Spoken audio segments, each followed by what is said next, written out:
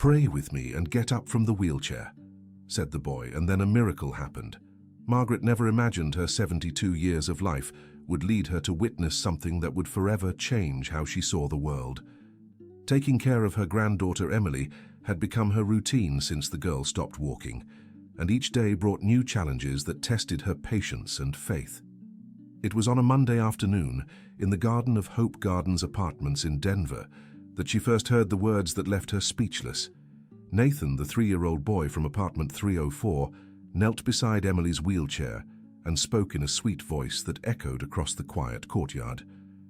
"Emily, pray with me and get up from the wheelchair," the boy whispered, stretching his small hands toward his little friend.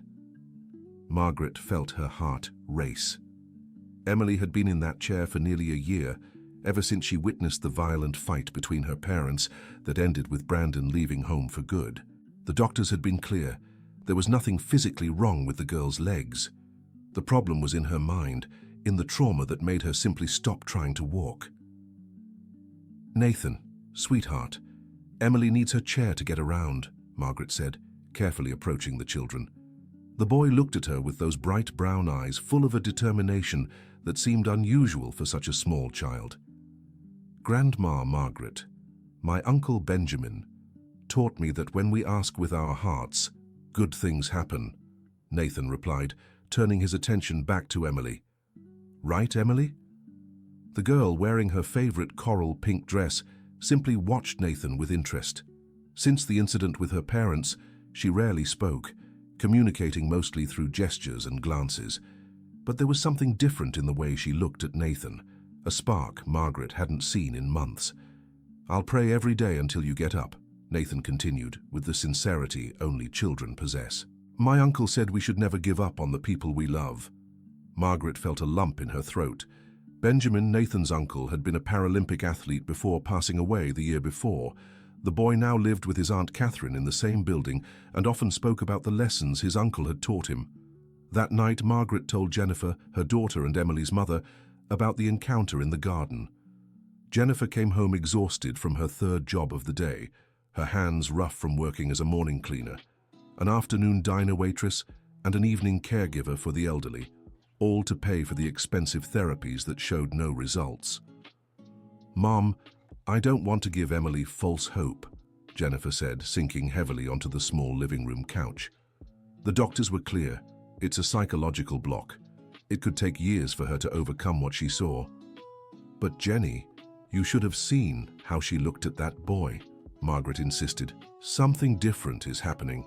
Jennifer sighed deeply.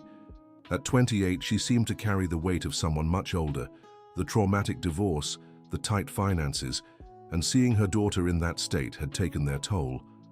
"Mum, I can't afford to believe in miracles. I have to deal with reality. The bills keep coming, and therapy is our only hope." The next morning, Margaret took Emily down to the building's garden, as she did every day. Hope Gardens Apartments was one of the oldest in the Cherry Creek neighborhood, with small but cozy units where many lower middle-class families had built their lives over decades. Nathan was already there, playing alone with some toy cars in the sandbox. When he saw Emily coming, his eyes lit up and he ran toward them.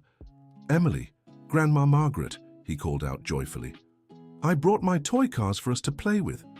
"Good morning, Nathan," greeted Margaret. "Where's your Aunt Catherine?" She went upstairs to get water. "Said she'd be right back," the boy replied, already kneeling back down beside Emily's chair. "Emily, do you want to race toy cars with me?" To Margaret's surprise, Emily nodded yes. It was the first time in months she had shown genuine interest in any activity. Nathan began pushing the cars along the floor, creating imaginary roads and narrating exciting adventures.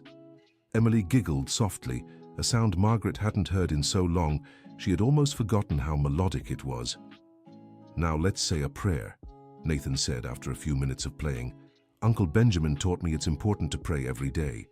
Dear listener, if you're enjoying the story, don't forget to like and especially subscribe to the channel. It really helps those of us just starting out.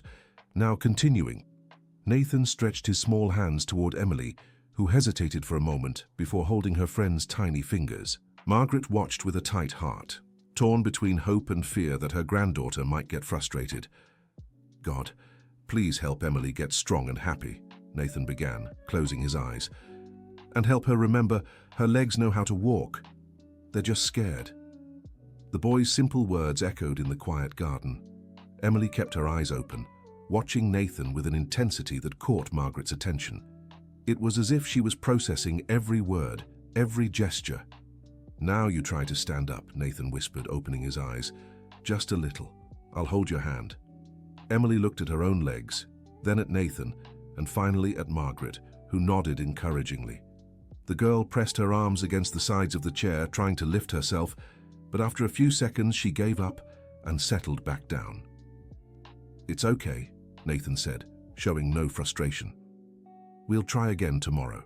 Uncle Benjamin always said important things take time to happen. Just then, Catherine came down with a small water bottle and observed the scene. At 45, she had become responsible for Nathan after her brother's departure, struggling to balance her night shift nursing job with caring for her nephew. Nathan, we shouldn't bother Emily and Mrs. Margaret, Catherine said, approaching. It's no bother at all, dear, Margaret replied quickly. In fact, it's good for Emily to have another child's company. Catherine watched the two children for a moment. There was something special in their interaction, a connection that went beyond simple childhood friendship. Nathan talks a lot about Uncle Benjamin, Catherine remarked to Margaret. They were very close. Benjamin took care of Nathan since he was a baby, after the boy's mother passed away during childbirth. Margaret felt a pang in her heart. She hadn't known Nathan carried such a significant loss too. Suddenly, the boy's insistence on praying for Emily's recovery took on new meaning. Benjamin always said we should never give up on the people we love, Catherine continued. I think Nathan applied that lesson to his friendship with Emily. The following days brought a new routine to the garden at Hope Gardens Apartments. Every morning, Nathan came down to meet Emily, and the two spent hours playing together. The boy always included a prayer, asking Emily to try standing, and she made small attempts, each time a little more determined. Margaret began noticing subtle changes in her granddaughter's behavior. Emily started speaking again, even if just a few words at a time. She smiled more often and grew eager for the moment she'd see Nathan in the garden. "Grandma, will Nathan be down there?" asked Emily one Thursday morning, using a complete sentence for the first time in weeks. "Yes, sweetheart, he's always waiting for you," replied Margaret, feeling tears well up in her eyes.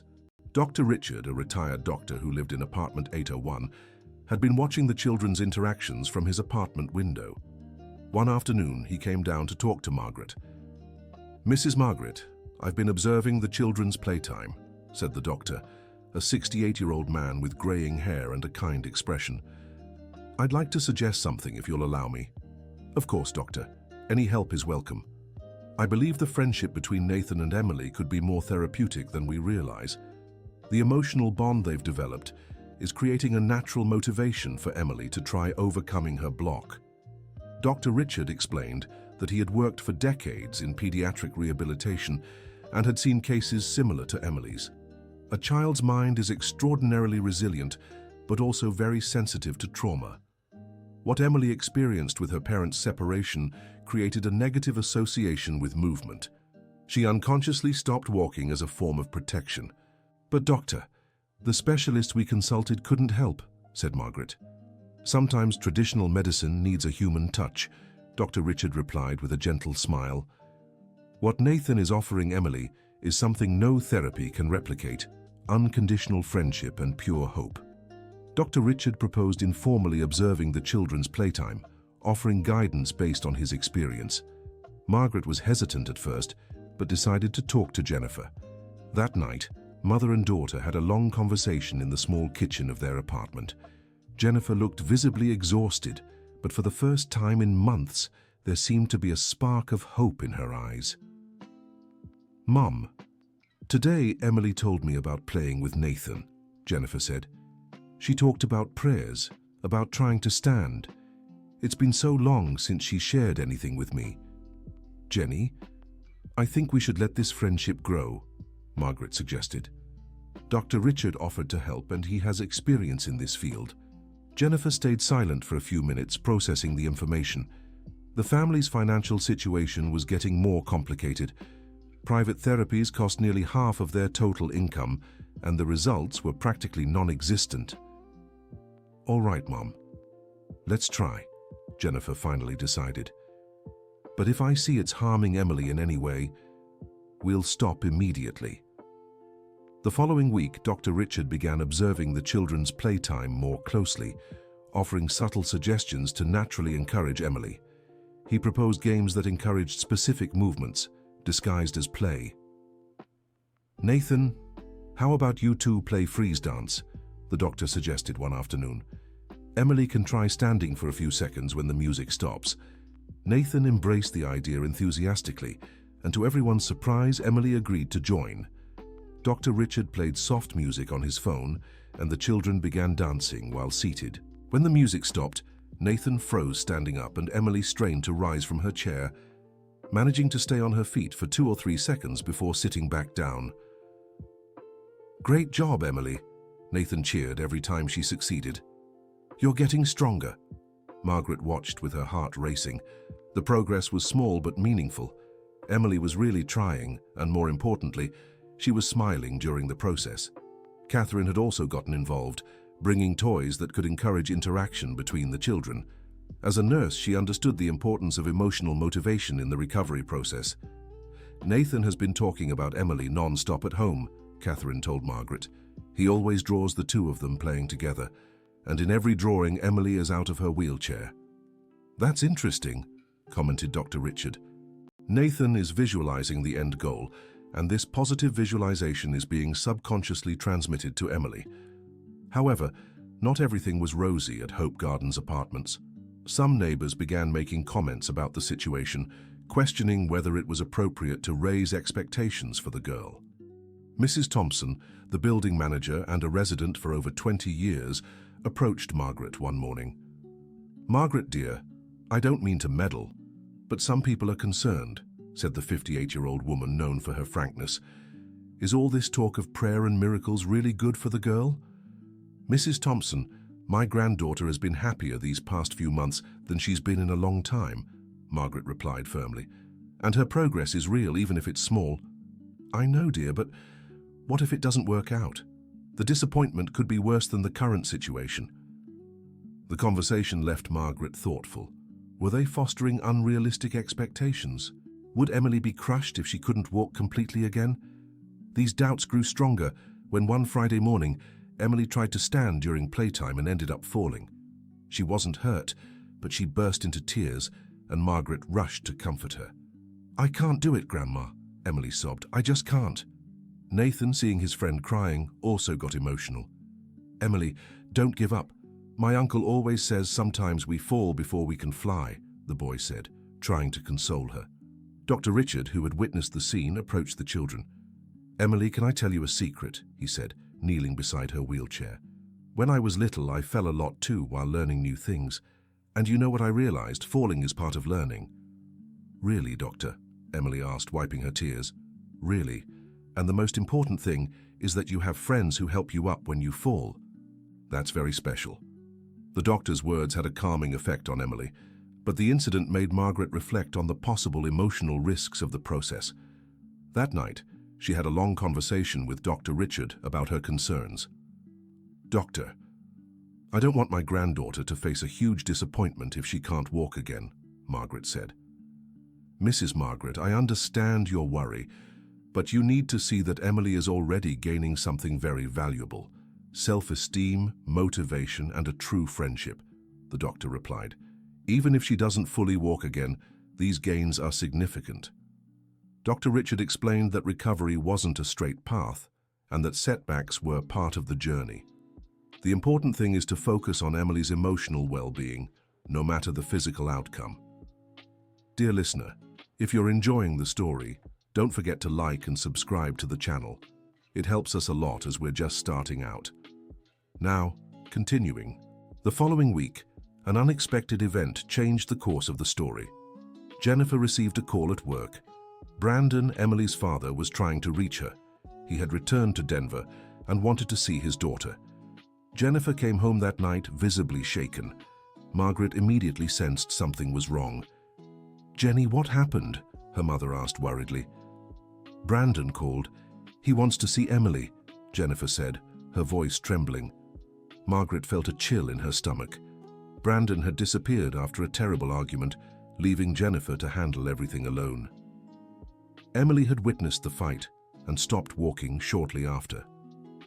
"What did you say to him?" asked Margaret. "That I need to think. Mom, I'm not sure it's a good idea. Emily is just starting to recover and his presence might bring back all the trauma." The two women spent the night wide awake, weighing the pros and cons of the situation. On one hand, Emily had the right to see her father. On the other, there was the risk it could undo all the progress she'd made. The next morning, Margaret took Emily down to the garden, but decided not to mention her father. Nathan was waiting as usual, full of energy and news. "Emily, Aunt Catherine helped me make a surprise for you," said the boy, running to meet his friend. He showed her a colorful drawing of the two of them playing in a park, both running and smiling. At the top of the page, written in big letters, was, "Emily and Nathan, best friends." "Wow, it's beautiful," Emily exclaimed, genuinely happy. "Can I keep it?" "Of course, I made it just for you," Nathan replied, beaming. Dr. Richard approached the children and studied the drawing. "Nathan, can I ask you something? Why do you believe so strongly that Emily will walk again?" the doctor asked curiously. Nathan thought for a moment before answering. "Because my Uncle Benjamin taught me that when you really care about someone, you never give up. And he also said God wants people to be happy." "And do you think walking would make Emily happier?" "I think playing together would make her happier," Nathan answered simply. "If she can walk, we can play more things. But if she can't, I'll still like her the same." The response deeply moved Dr. Richard and Margaret. The child had grasped something many adults struggled with: unconditional love. That afternoon, while the children played, Margaret told Dr. Richard about the situation with Brandon. "It's a delicate situation," the doctor remarked. "Her father's presence could either encourage her or trigger negative emotions." "Exactly, and I don't know how Jennifer should handle it." Dr. Richard suggested that if the family decided to allow the meeting, it should be gradual and controlled, preferably with people who made Emily feel safe. The important thing is that Emily feels protected and loved throughout the whole process.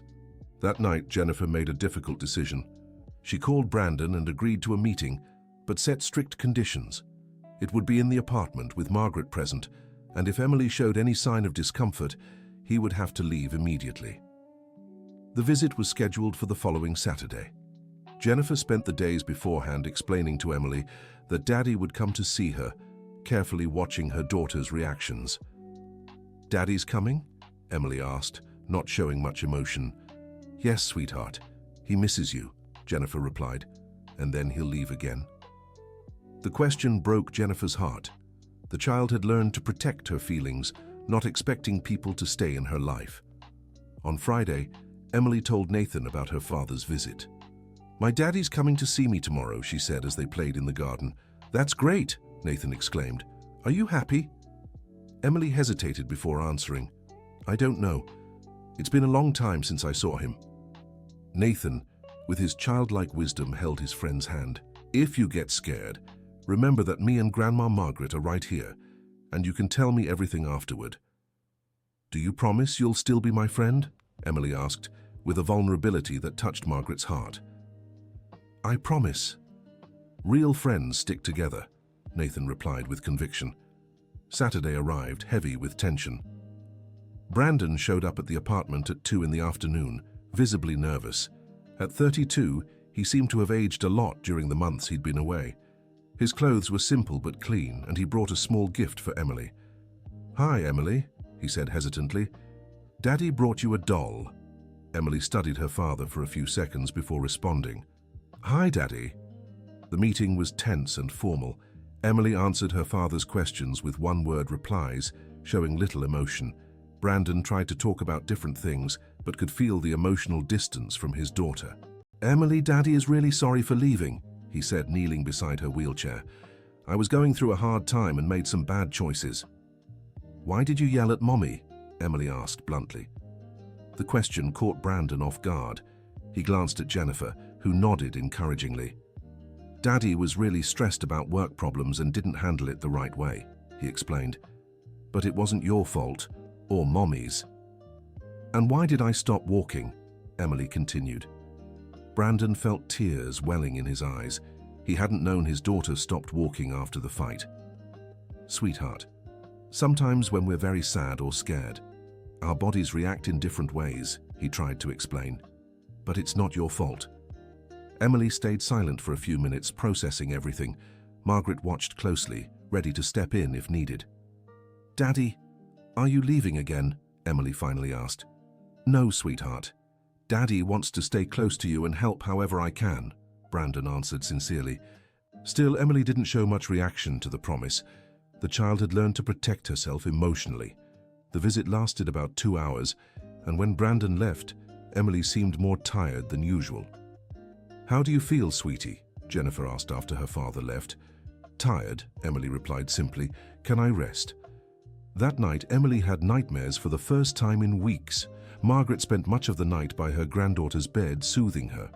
On Sunday morning, when they went down to the garden, Nathan immediately noticed something was different about Emily. She was quiet and didn't show her usual excitement to play. Emily, are you okay? Nathan asked, concerned.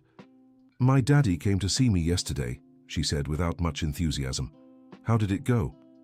He said he won't leave again, but I think he was lying, Emily replied, with a sadness too mature for her age. Nathan thought for a moment before answering. You know what my Uncle Benjamin taught me? Sometimes adults promise things they really want to keep, but they don't know if they can. So he might leave again. Maybe. But you know what? You have other people who love you and will never leave. Grandma Margaret, your mom, me, we'll always be here for you. Nathan's words brought Emily some comfort, but Margaret noticed the visit had affected the girl's progress. In the following days, Emily became more withdrawn and showed no interest in trying to stand during playtime.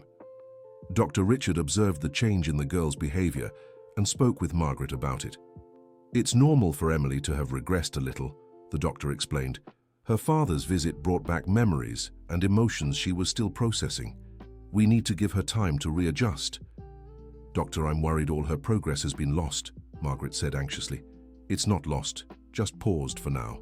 The important thing is to keep her routine stable and let Emily process her emotions at her own pace.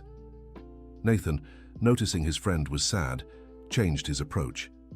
Instead of insisting on trying to stand, he focused on playful activities that could bring Emily joy without pressure. Emily, would you like me to tell you a story? He offered one Wednesday afternoon. What kind of story? She asked, showing some interest. A story about a very brave princess who saved an entire kingdom, said Nathan, sitting on the floor beside her chair. Nathan began narrating an elaborate adventure where Princess Emily used her intelligence and kindness to solve the kingdom's problems. In the story, she didn't need to walk to be a heroine. Her special qualities came from her heart. Princess Emily was the most beloved in the whole kingdom, Nathan continued, not because she was the strongest or the fastest, but because she had the most generous heart. Emily listened intently, and for the first time in days, Margaret saw a smile form on her granddaughter's face. And in the end, what happened to the princess? Emily asked. In the end, she realized she already had everything she needed to be happy, people who truly loved her, Nathan concluded. The story touched Emily deeply. That night, she talked to Margaret about her feelings toward her father. Grandma, I want Daddy to come back, but I'm scared he'll leave again, Emily confessed. It's normal to be scared, sweetheart, Margaret replied, stroking her granddaughter's hair. But no matter what Daddy does, you'll always have people who love you unconditionally. Like Nathan, like me, like your mom. People who stand by your side no matter what. In the following days, Emily gradually began returning to her old self. Her friendship with Nathan remained her strongest emotional support, and she started joining in playtime with more enthusiasm. Brandon continued his weekly visits, but was more cautious. He realized he needed to rebuild his daughter's trust gradually, without rushing or pressure. During one visit, he watched Emily playing with Nathan in the garden and was struck by the connection between the two children. Jennifer, who is that boy? Brandon asked. That's Nathan, Emily's friend. They have a very special friendship, Jennifer replied. Brandon watched as Nathan encouraged Emily to try standing during their play. The gentle, patient way he treated his daughter touched his heart. Is he helping her with her rehabilitation? In a way, yes. Their friendship has been more therapeutic than any professional treatment. Brandon observed for a few minutes. He saw Emily straining to rise from her chair, managing to stand for a few seconds before sitting back down. Nathan celebrated as if she'd won a gold medal. That's amazing, Brandon said, moved. Is she really trying to walk? Yes, it's been a slow process, but there's steady progress, Jennifer explained. At that moment, Brandon realized how much he had missed during his absence. He hadn't just abandoned his family, he'd lost important moments in his daughter's development and recovery. Dear listener, if you're enjoying the story, please take a moment to like and especially subscribe to the channel. It helps us a lot as we're just starting out. Now continuing. The following week, Brandon made an important decision. He approached Jennifer to talk about his role in Emily's life. Jenny, I know I've made serious mistakes, he said sincerely, but I really want to be part of Emily's recovery, if you'll allow it. Jennifer hesitated before answering. There was still a lot of resentment and distrust. Brandon, you need to understand that you can't disappear from her life again. If you're going to be involved, it has to be consistent and responsible. I understand, and I'm willing to prove I've changed. I also want to help financially with her therapies. The therapies? Actually, we're no longer doing traditional therapies, explained Jennifer. The friendship with Nathan has been more effective. Brandon was surprised by the information. Jennifer shared in detail how the friendship had developed and the progress Emily had made. I'd like to understand this situation better, said Brandon. If this is helping our daughter, I want to support it in every way possible. The following Saturday, Brandon arrived for his visit earlier and asked to accompany Emily to the garden. Grandma Margaret agreed but made it clear she would be supervising. Nathan was playing in the garden when he saw Emily arriving with a man he didn't recognize. "Emily!" shouted Nathan, running to meet his friend. "Nathan, this is my daddy," said Emily, still with some shyness. "Hi, Emily's daddy," Nathan greeted naturally. "Do you want to play with us?" Brandon was touched by the boy's simplicity and charm. "Hi, Nathan. Emily told me you two are great friends." "We are. Emily and I play together every day," Nathan replied excitedly. "Do you want to see how strong she's getting?" Brandon nodded, curious to see what he meant. Nathan began organizing a game of statues, explaining the rules to Brandon. When the music stopped, Emily strained to stand, managing to stay upright for nearly 10 seconds. "Wow, Emily, that's amazing," Brandon exclaimed, genuinely impressed. Seeing her father celebrate her progress brought Emily a special kind of joy. It was the first time he had seen her trying to overcome her limitations. "Daddy, Nathan taught me that we can't give up," Emily said, looking at her father with a special sparkle in her eyes. "He's right, sweetheart. And Daddy won't give up on you either," Brandon replied, kneeling beside her chair. Nathan watched the interaction between father and daughter with satisfaction. To him, it was only natural that everyone who loved Emily should come together to support her. "Uncle Brandon, Emily is really brave," Nathan said. "Uncle Benjamin always says, courage isn't about not being afraid. It's about keeping trying even when you are." The boy's words moved Brandon deeply. He realized Nathan had given Emily exactly what he should have provided: unconditional support and constant encouragement. That afternoon, Brandon stayed in the garden playing with the children for over 2 hours. He saw firsthand Nathan's dedication and how their genuine friendship was truly helping Emily recover. As he prepared to leave, Brandon said goodbye to Nathan warmly. "Nathan, thank you for taking such good care of Emily," he said sincerely. "You're welcome, Uncle Brandon. Friends take care of each other," Nathan replied naturally. "You're right. And now I'd like to be your friend too, if you'll let me." "Of course," Nathan exclaimed immediately. "The more friends, the better." From that afternoon on, the family dynamic began to change gradually. Brandon started visiting Emily more often, always joining in the garden games and supporting her progress. He also began contributing financially more consistently, easing the pressure on Jennifer, who was able to cut back on one of her 3 jobs to spend more time with Emily. Dr. Richard observed these changes with professional satisfaction. What had started as a simple friendship between 2 children was turning into a broader family healing process. The father's positive presence is adding a new dimension to Emily's recovery, he remarked to Grandma Margaret. She's realizing she can trust adults again. Grandma Margaret agreed, but still had some reservations. Doctor, I hope Brandon has truly changed. Emily doesn't deserve another disappointment. It's a valid concern, but I'm seeing genuine signs of transformation in him. The way he interacts with the children and the commitment he's showing seem authentic. In the following weeks, the garden routine settled with Brandon's regular presence on weekends. Nathan quickly adjusted to the new dynamic and included Emily's father in his games and prayers. Uncle Brandon, can we pray together for Emily? Nathan proposed one Sunday afternoon.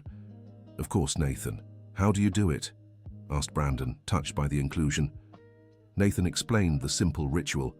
They held hands, made a wish for Emily to grow strong and happy, and then encouraged her to try standing. God, thank you for Emily and for all the people who love her, Nathan began. Help her get stronger and happier every day. Amen, said Brandon, emotional. Emily, seeing her father and friend united in support of her, felt renewed motivation. She pushed against the arms of her chair and managed to stand for almost 15 seconds, her best time yet. Daddy, did you see? Emily asked, proud of her achievement. I did, sweetheart, you're amazing, Brandon replied, tears in his eyes. That moment marked a turning point in the father-daughter relationship. Emily began showing more affection toward Brandon and including him in her daily conversations. Catherine, Nathan's aunt, also became more involved. As a nurse, she offered guidance on simple exercises that could help Emily strengthen her legs without pressure. Nathan talks so much about Emily's recovery, Catherine remarked to Margaret. I think this experience is therapeutic for him too. How so? Asked Margaret. Nathan lost his mother very young, and then his uncle, who was his father figure. Helping Emily recover is giving him a sense of purpose and importance. Margaret had never thought of it that way. The friendship was benefiting both children, each meeting the other's emotional needs. One day while playing in the garden, Emily asked a question that surprised all the adults present. Nathan, why were you so sure I'd walk again? Nathan thought for a moment before answering with the seriousness children sometimes show. Because my Uncle Benjamin once told me that when we see someone sad, we should do everything to help them smile again, he explained. And I really wanted to see you smile. But you didn't know if I'd walk? No, but I knew you'd be happier if I kept trying to help. And if you got happier, maybe your legs would remember how to walk. The boy's simple wisdom deeply moved all the adults present. Dr. Richard mentally noted the phrase to share in future similar cases. Nathan is right, Dr. Richard told Emily. Sometimes our bodies forget how to do things when we're very sad, but when we're happy again, they remember. Emily processed the information and asked another question. So that's why I stopped walking? Because I was so sad? Exactly, sweetheart, Brandon replied, kneeling beside her. And Daddy is so sorry for causing that sadness. But now I'm happy again, Emily said, smiling. So maybe I'll walk soon. The conversation marked an important moment of understanding for Emily. She finally grasped the connection between her feelings and her physical condition, giving her more control over her recovery. In the following weeks, Emily's progress accelerated. She could stand for longer periods and began taking small steps while leaning on Nathan's or the adult's arms. The most emotional moment came on a Thursday afternoon, when Emily managed to take 3 steps on her own before sitting back down in her chair. Nathan shouted with joy, as if she had won an Olympic competition. Emily, you walked, you really walked, Nathan celebrated, jumping with happiness. I did it, Emily exclaimed, equally moved. Nathan, I walked. Margaret, who had witnessed it all, felt tears of joy streaming down her face. Months of hard work, hope, and determination were finally bearing fruit. Dr. Richard documented the moment and explained that from then on, Emily would likely progress more quickly. Her brain has relearned to trust her body, he explained. Now it's a matter of strengthening her muscles and coordination. When Jennifer heard the news, she cried while holding her daughter for long minutes. Sweetheart, I'm so proud of you, she said through tears. You're the bravest girl in the world. Mom, it was Nathan who taught me to be brave, Emily replied. "He never gave up on me." Brandon was also deeply moved when he saw Emily walking for the first time. He realized he had almost missed this moment because of his own weaknesses. "Emily, Daddy promises he'll never miss important moments in your life again," he said emotionally. "Do you really promise, Daddy?" Emily asked, still with some hesitation. "I promise with all my heart. And if I break that promise, you can ask Nathan to remind me, okay?" Emily smiled and agreed. Nathan's presence as a witness to the promise gave her more confidence in her father's word. In the weeks that followed, Emily progressed quickly. She could walk longer distances and even started playing racing games with Nathan, though still in a limited way.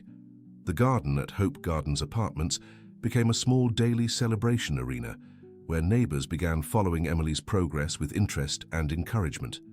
Mrs. Thompson, the building manager who had initially doubted the process, became one of her biggest supporters. "Margaret, I apologize for ever doubting," she said one afternoon.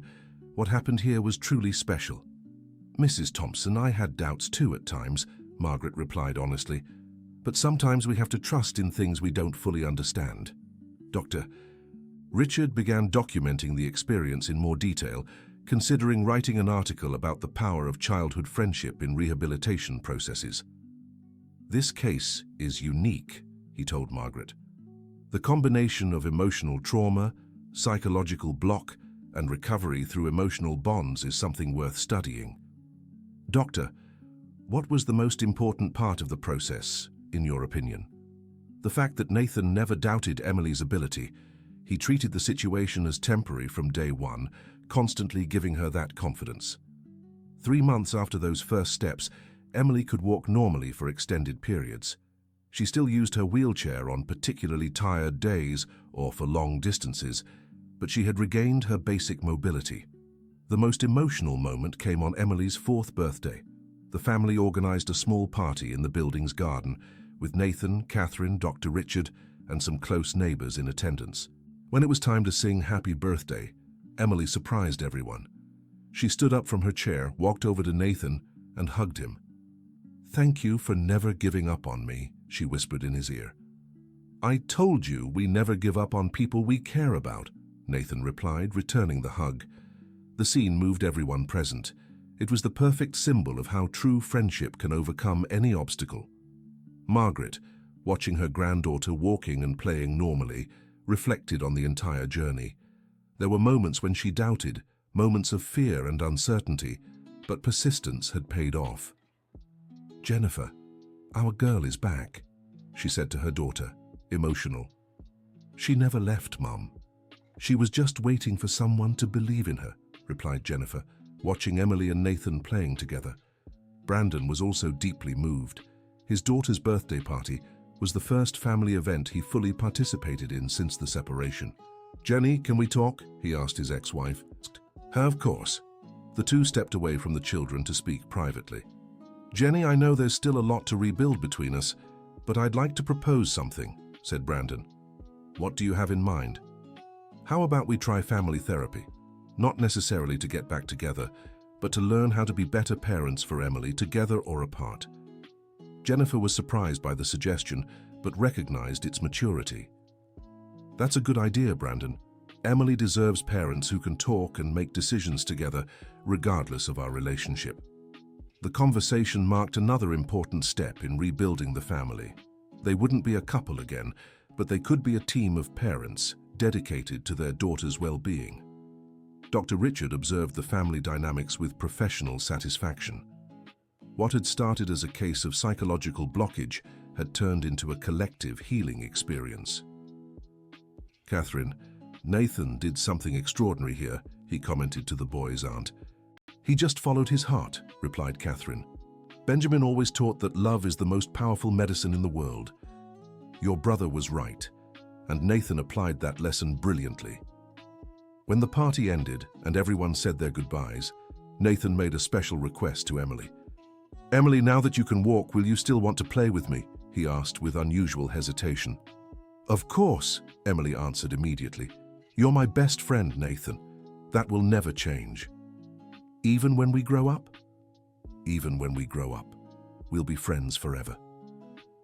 The two children sealed their promise with a hug, watched by Margaret, who smiled, thinking about how life can surprise with its twists. That night, Emily slept in her own bed for the first time in months, without nightmares or fear. Margaret, watching her granddaughter sleep peacefully, silently gave thanks for the journey they had traveled. "Thank you, Nathan," she whispered. "Thank you for seeing our Emily when we had forgotten how to." The next morning, life at Hope Gardens Apartments returned to normal, but with one fundamental difference. Everyone had learned a valuable lesson about the power of hope, friendship, and perseverance. Emily continued progressing in her recovery, but more importantly, she had regained her confidence and joy for life. Nathan remained the loyal and caring friend he had always been, carrying in his heart the satisfaction of having helped someone he loved. Margaret, at 72, learned it's never too late to witness miracles, especially those born from genuine love between people. Jennifer discovered that sometimes the solutions to the most complex problems come from unexpected places, and that community can be a stronger support network than any institution. Brandon learned that being a father goes far beyond financial provision, and that consistent presence and unconditional love are the most valuable gifts one can give a child. Dr. Richard enriched his medical understanding with an experience that confirmed his theories about the importance of emotional components in healing processes. Catherine saw in her nephew the continuation of the values her brother Benjamin had planted, perpetuating a legacy of love and solidarity. And the entire community of Hope Gardens Apartments learned that miracles happen not through magic, but through the dedication, patience, and love of ordinary people who choose not to give up on one another. 6 months after the birthday party, Emily had fully recovered. She still carried with her the lessons learned during the difficult time, but now they served as strength, not limitation. Nathan remained her best friend, and the two developed a friendship everyone in the building knew would last a lifetime. One Saturday morning, as they played in the garden, Emily asked a question that showed her emotional maturity. "Nathan, do you think we helped other people besides me?" she asked. "What do you mean?" Nathan replied, curious. "I think we helped my parents become friends again, helped Grandma Margaret believe in miracles, helped Dr. Richard understand better how to care for kids." Nathan thought about his friend's observation and smiled. "Uncle Benjamin always said that when we do good, good things spread like ripples in water," he said. "I think that's what happened." "Then we did something really important," Emily concluded. "We did. And the best part is, we weren't even trying. We were just being friends." The children's conversation was overheard by Margaret, who reflected on the wisdom they had gained through their experience. It was true, what had started as a simple friendship had become a transformative force that touched many lives. Emily had healed, Nathan had found purpose, the family had rebuilt itself, and the entire community had grown closer and more supportive. End of story. Now tell me, what did you think of this heartwarming story? Do you think Nathan truly helped Emily through the power of friendship? Do you believe in the strength of simple, sincere prayers? Share your thoughts in the comments and let us know where you're following us from. If this story touched your heart, don't forget to like and subscribe to the channel so you won't miss other stories that will move and inspire you.